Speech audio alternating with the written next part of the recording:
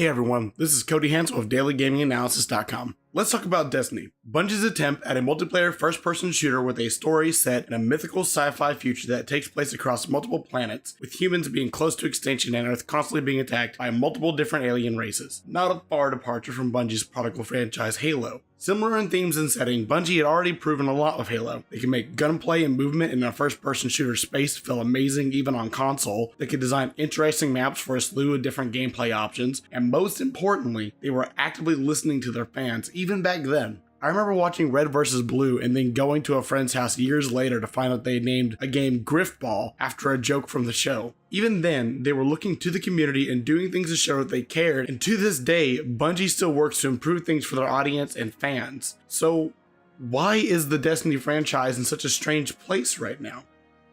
For starters, I'm not going to be talking about Destiny's 10-year plan. Long story short, it was a misunderstanding from a large part of the audience, and Bungie took a little bit too long to clarify all the information. Sure, the paperwork was out there, but you had to know where to look or do a little bit of your own digging to really get that information out. Also, this will be focused primarily on the PvE elements of Destiny, seeing as the PvP meta and content is far more subjective than anything else I'm going to be talking about today.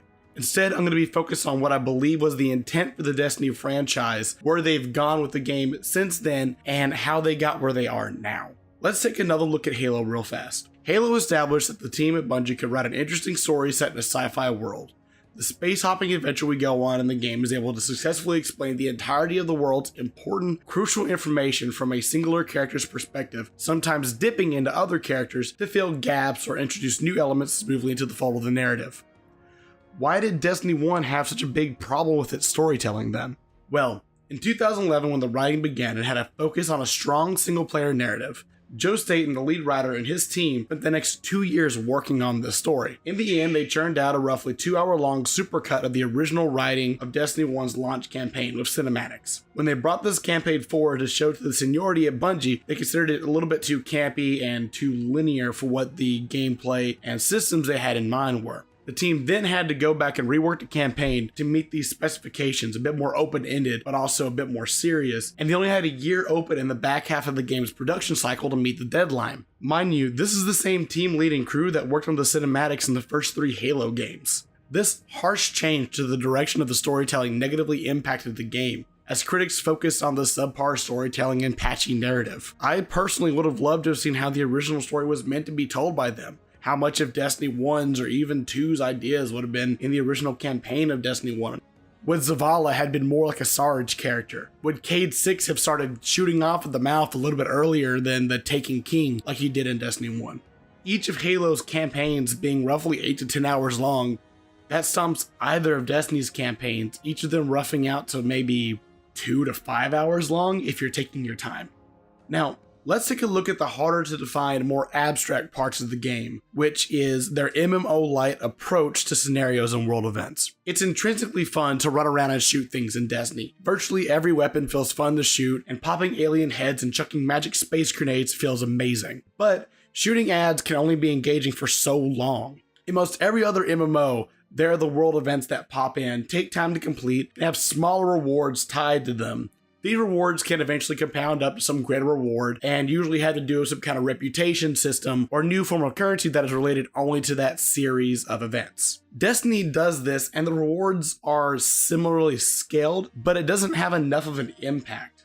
In games like Final Fantasy XIV or World of Warcraft, doing enough of these can give you titles, exclusive currencies, and even special weapons and armor. In Destiny's case, the adventures are side missions that have little storytelling segments and world building elements inside of them. Heroic adventures are exactly the same mission, but they provide no additional reward and are more difficult. Strikes are another fun way to learn more about the game and its world, but they fall into the same lack of rewards. PvP is in a similar spot with its rewards, but it's particularly spotty. Things like the armor set and ornaments you get look nice, but some of the weapons aren't great, and there's no real exotic weapons that can be earned from it. They haven't nailed down what to reward players with and what tiers of difficulty that content should be tied to, in-game or otherwise. These need to be used to motivate players to do those chunks of content for hours on end like you would in an MMO, grinding them out constantly, or else the limited space that we have now doesn't feel fulfilling. Destiny seems to be suffering from an identity crisis. Like, it originally wanted to be an MMO-lite sci-fi space fantasy adventure with an interesting single-player campaign and seasonal DLC packs to motivate players to come back. Unfortunately, it's a shadow of that at the moment. Luckily, there is a silver lining. The franchise still has a player base that comes back every week to play the content and keep it alive. Bungie is keeping their promise now to be transparent with the community by providing a roadmap that keeps players up to date, and it's updated as needed. They did do this in Destiny 1, but the roadmap did very quickly fall off. The roadmap in Destiny 2, however, has stayed constantly updated, is always getting new information, and whenever it's time to change things, they notify that on the roadmap and adjust dates as they need to, and they are following it to a T now for their fan base. And finally, they still listen to their audience. They make changes based on community feedback and communicate with creators and popular voices to hear opinions, even bringing them to summits and events to talk with them in person or to play new builds of the game and receive feedback. Bungie is doing what they can to keep bringing the bar for Destiny up, and they're doing it in the right way. They took a step back when Destiny 2 launched.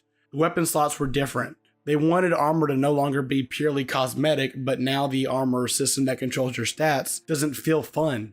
And we went from a system where getting exotics was rare and fun to now where everybody can get almost every exotic in the game except for a choice few just by logging in every week and spending a few shards. But to be fair, the storytelling has improved substantially from where Destiny 1 started. And personally, I'm excited for the future of Destiny. I'm cautiously optimistic that Bungie will continue to improve the franchise.